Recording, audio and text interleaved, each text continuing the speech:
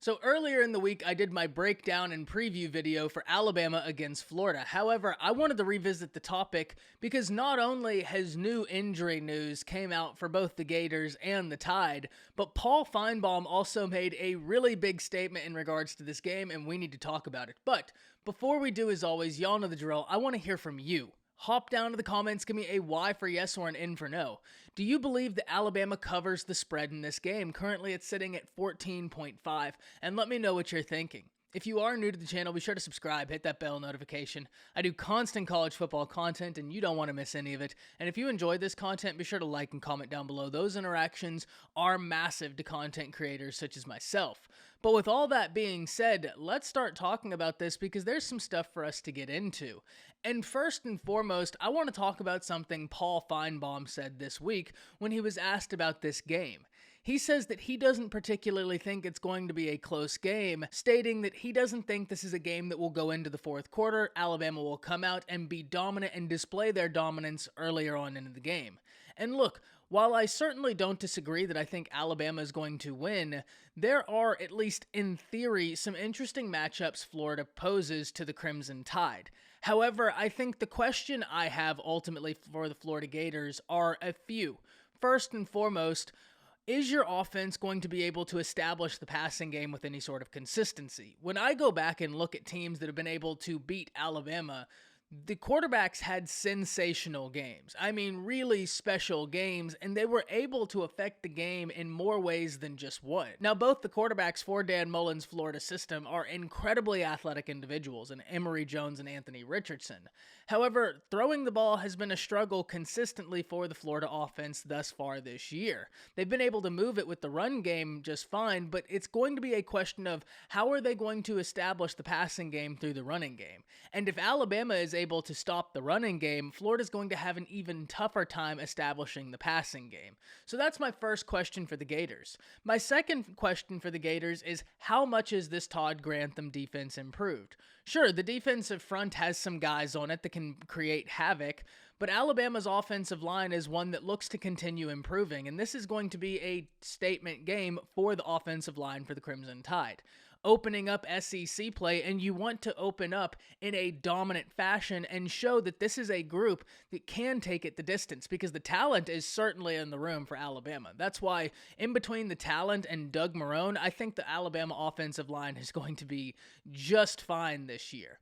But can Florida's defense affect Alabama's offense? And Florida's defense last year was just downright bad.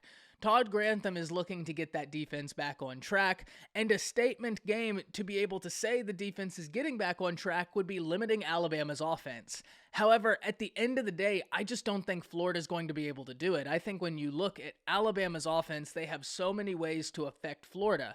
And at the end of the day, when we got the injury update before this game, Florida is going to be missing their leading tackler from last year, Ventrell Miller, at the linebacker position. So already you had a defense that was looking to prove that they aren't as bad as they were last year, and now you're missing your leading tackler from last year. Florida's defense is one that looks to be challenged, and you can bet your bottom dollar that Alabama is going to be looking to stretch them in any way they can.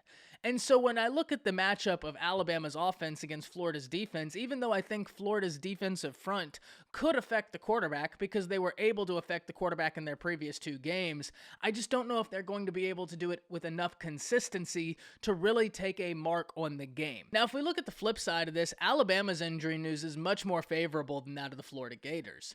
For Alabama, both cornerbacks Jalen Armour-Davis and Josh Jobe look to be a go, and edge rusher Will Anderson, who was hurt against Mercer, has been able to practice, and Nick Saban stated he's progressing quicker than they expected. Now, even if Will Anderson isn't even 100%, Will Anderson being out there is still a deadly pass rusher, and the guys behind Will Anderson are unbelievably talented, right? If we're talking about Chris Braswell, another five-star who's only shown us flashes. But at the end of the day, Will Anderson's been practicing, and Will Anderson being out there is something that they have got to scheme for because he is that disruptive along the defensive front. Unfortunately for Florida, the disruption doesn't stop with Will Anderson, and that's ultimately why I think that Alabama has a good chance of covering the spread in this game. because the disruption isn't going to simply stop with Drew Sanders in the defensive front. The inside linebacker position for the Crimson Tide right now has been unbelievably effective. Christian Harris and To'o To'o have been headhunting all season long, and that duo looks incredibly dynamic. But no matter where you turn, I just don't think Florida matches up the best with the Crimson Tide. And yes, while this dual quarterback system that Dan Mullen and the Florida Gators are running is intriguing, I don't know how effective it's going to be, and the reason is it's not to discredit either of those guys. They're both very athletic individuals. It's just usually when we see a dual quarterback system, there are diametric differences between one quarterback as opposed to the other. One quarterback's strengths highlight the other quarterback's strengths as well, right? So last year, for instance, when we looked at the Florida Gators, anytime they would bring in Emory Jones, it worked because Kyle Trask was a straight gunslinger. Emory Jones came in there as a change of pace guy, and all of a sudden the defense didn't know what really to expect. He could run, he could pass, but it would be a change of pace, as opposed to what we're seeing now out the Florida Gators two-quarterback system, where both of these guys more or less have very analogous skill sets. Both of them are athletic guys who can take off running, but can also beat you with their arm.